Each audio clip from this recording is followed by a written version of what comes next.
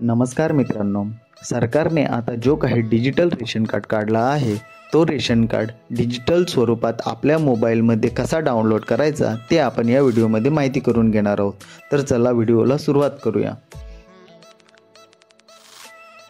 Play स्टोअरमध्ये येऊन सर्चमध्ये मेरा राशन असं सर्च करा।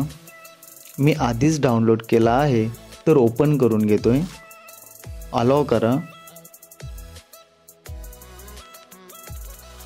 पुढे तुम्हाला तुमची भाषा निवडायला येईल तर भाषा निवडून नेक्स्ट करून घ्या। गेट स्टार्टेड करा। लॉगिनचा ऑप्शन दिसेल तिथे बेनिफिशरी यूजर करून तुमचा आधार नंबर टाकून घ्या।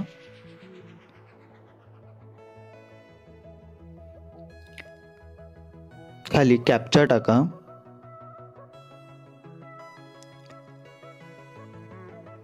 कॅप्चा टाकून OTP पाठवा। तुमच्या रजिस्टर मोबाईल नंबरवर OTP येईल, तो OTP एंटर करा। व्हेरीफाय करा।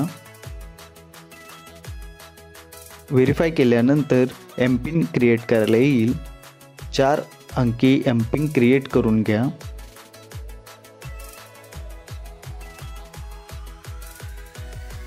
रीएंटर करा। तुम्हाला असा इंटरफेस दिसेल।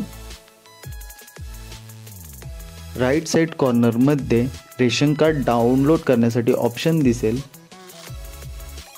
तिथून तुम्ही रेशन कार्ड डाउनलोड करून घ्या।